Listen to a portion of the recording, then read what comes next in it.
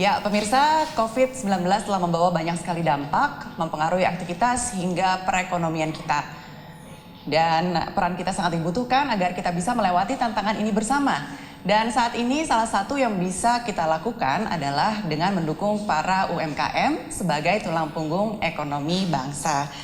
Telah hadir bersama kita Bapak Presiden Republik Indonesia, Bapak Joko Widodo. Selamat pagi, Pak Jokowi. Pagi. Terima kasih Pak, suatu kehormatan Bapak bisa hadir bergabung bersama kami pada pagi hari ini. Terima kasih. Iya, Pak Presiden nanti akan memberikan sambutan sekaligus juga berdialog langsung dengan para pelaku UMKM. Tapi sebelumnya mari kita saksikan bersama sebuah video yang berikut ini. Jika kau punya ruang untuk menunjukkan yang kau banggakan, sediakan juga ruang untuk masa depan. Dengan banggakan buatan mereka, saudara sebangsa kita sendiri, beli produk mereka yang berani menantang nasib, bertaruh demi wujudkan mimpi, yang dari tetesan keringatnya melahirkan karya, banggakan bangsa. Dengan gigih beradaptasi dalam era digital ini, yang tiap deru usahanya menjadi tiang-tiang kita memajukan negeri, yang karyanya jadi simbol perjuangan negeri. Bersama-sama jaga ekonomi. Jadilah pejuang untuk negeri. Berikan ruang untuk masa depan bangsa dengan bangga buatan Indonesia.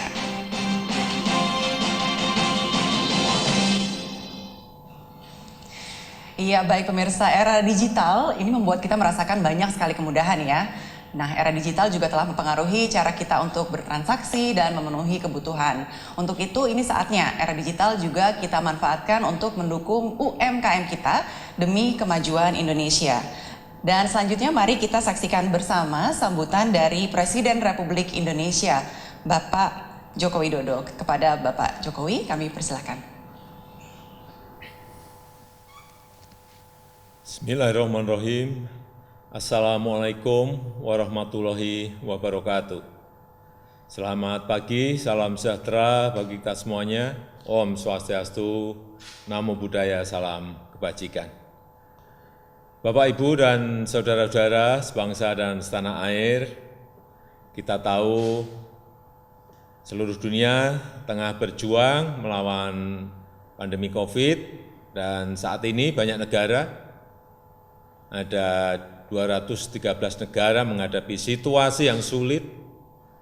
Perekonomian dunia mengalami tekanan yang berat dan setiap negara berjuang untuk menyelamatkan rakyatnya agar tidak terpapar, sekaligus menyelamatkan rakyatnya agar ekonominya tidak terkapar. Dalam kondisi seperti ini, kita harus mampu bertumpu pada kekuatan kita sendiri, berdiri di atas kaki sendiri. Kita harus mampu menyelesaikan masalah dan tantangan kita sendiri, tantangan di bidang kesehatan maupun tantangan di bidang sosial ekonomi. Kita harus melihat lagi apa yang menjadi kekuatan kita. Sekali lagi, apa yang menjadi kekuatan kita dan apa yang menjadi kelemahan kita. Yang kurang, yang lemah, tentu saja harus kita segera perbaiki, dan yang menjadi kekuatan harus kita manfaatkan. Saya bersyukur negara dan bangsa kita memiliki banyak kekuatan, banyak karya-karya hebat, banyak produk-produk yang berkualitas yang kita hasilkan, yang lahir dari tangan saudara-saudara kita yang memiliki talenta-talenta yang hebat. Pandemi tidak menghalangi kita untuk berkreasi, keterbatasan justru mendorong kita untuk tetap berinovasi, mendorong kita bertransformasi, menggali potensi diri dan menciptakan peluang-peluang. Di bidang kesehatan, untuk mempercepat penanganan COVID-19, kita telah berhasil mengembangkan PCR test kit, rapid diagnostic test atau RDT, kemudian ventilator, dan mobile BSL-2. Dan kita harapkan ini pada akhir Mei ini semua inovasi-inovasi tersebut sudah bisa diproduksi secara massal. Sehingga kita tidak tergantung lagi kepada produk-produk impor dari negara lain. Selain di bidang kesehatan, banyak lagi karya-karya dan produk-produk Indonesia yang membanggakan. Produk-produk industri kreatif kita bagus-bagus, desain dan kualitasnya tidak kalah dengan produk-produk luar negeri.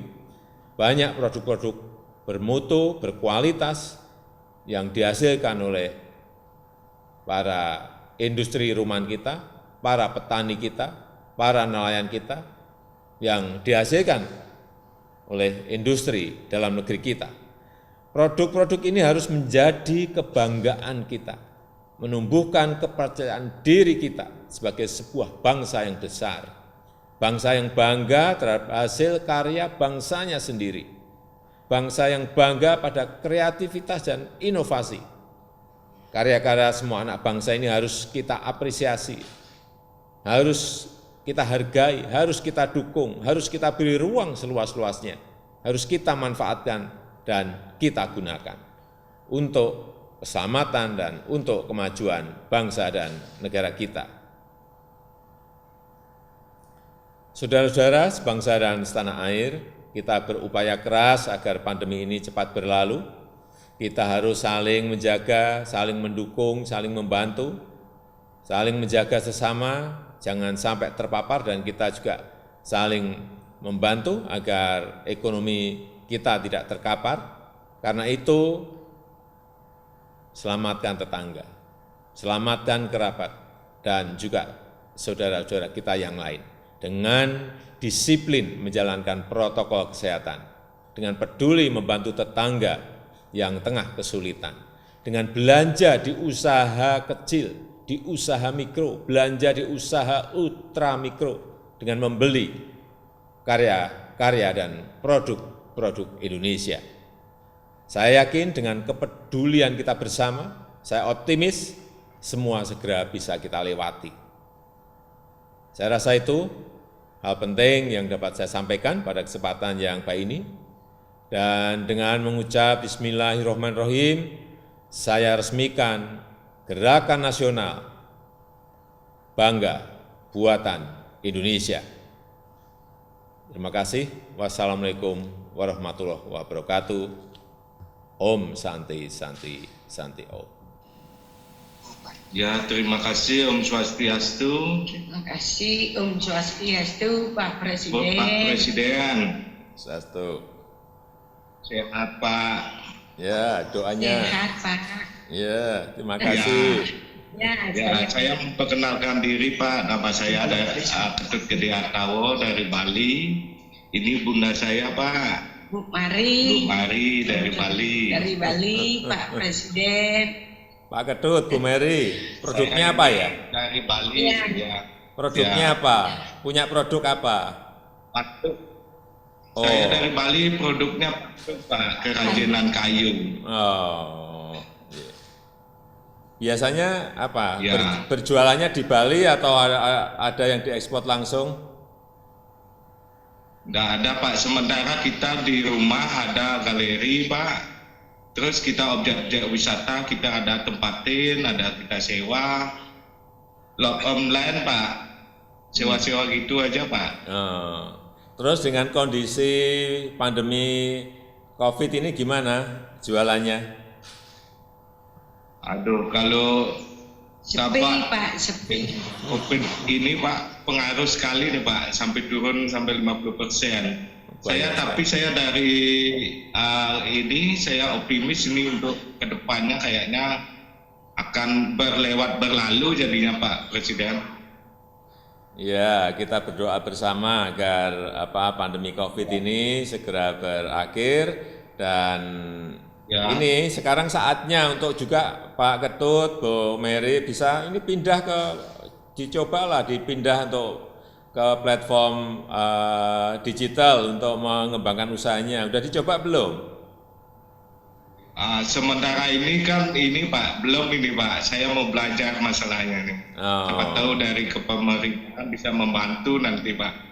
Saat kita sebagai UKM. Iya, iya. Itu kalau bisa pindah ke platform digital, ada yang dijual offline, tapi juga ada yang dijual online. Saya kira akan membantu meningkatkan omset dari Pak Ketut dan Bu Mary. Ya. Iya.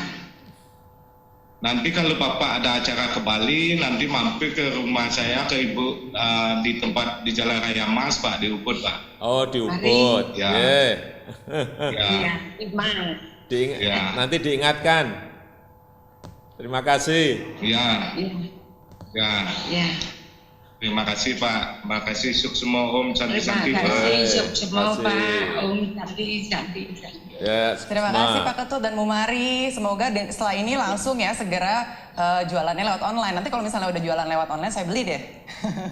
Iya. Ya, selanjutnya kita akan Halo Pak ke Presiden, Semarang. dikasih aja. Oke, terima kasih. Oke, selanjutnya kita akan ke Semarang. Ada Mbak Dea Valencia di sana. Silakan Mbak Dea Valencia untuk.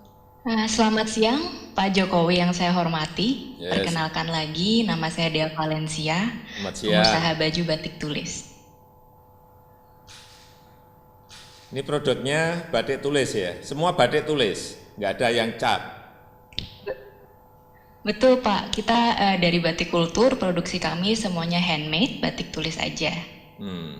Bisa ceritakan ke yang lain bisa sukses melalui platform digital, gimana penjualannya, kemudian caranya seperti apa sehingga yang lain bisa ngikuti. Jujur Pak, masa pandemi ini merupakan tantangan terbesar yang pernah saya hadapi. Awalnya sempat bingung, mengingat di balik Batik Kultur ada lebih dari 100 orang karyawan, di mana 50% dari mereka adalah warga difabilitas. Jadi pada awal Maret Pak, saat mendengar dari suami saya tentang kelangkaan masker medis, kita mulai memproduksi masker kain juga. Sampai hari ini 100.000 masker kain telah kami produksi dan dijual melalui situs e-commerce. Dan juga disalurkan secara gratis kepada pekerja-pekerja harian yang juga membutuhkan. Baru minggu lalu Pak, kami meluncurkan seri baru yang telah disempurnakan dengan merek Kultur Mask.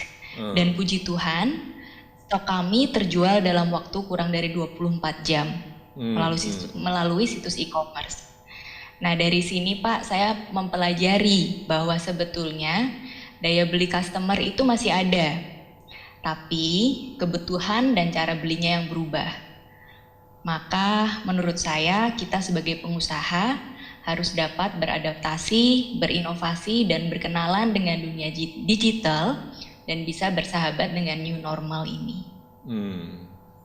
Jadi dari batik tulis kemudian bergeser ke masker, tapi lewat platform digital. Iya Pak.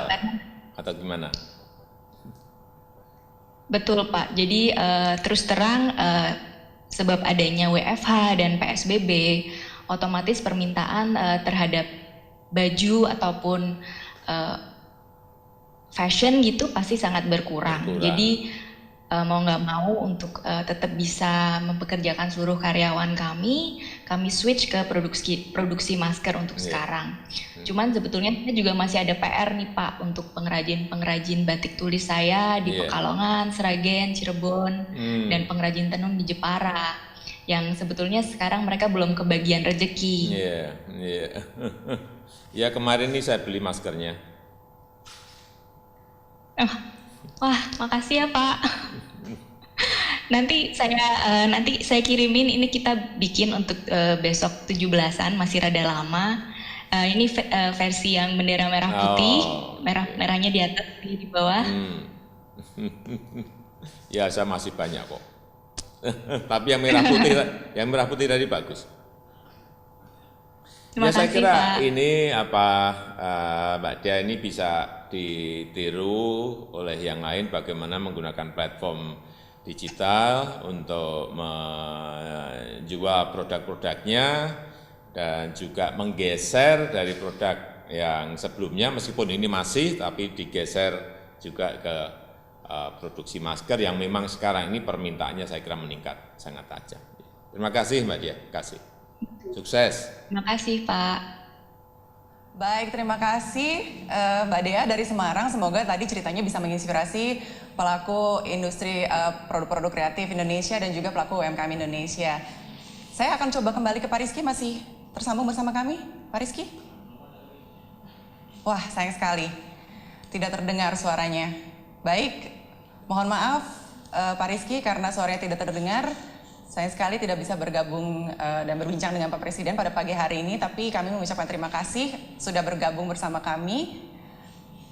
Iya, dan pemirsa sekali lagi saya mengucapkan terima kasih kepada seluruhnya yang sudah bergabung, Pak Presiden Republik Indonesia, Bapak Haji Joko Widodo.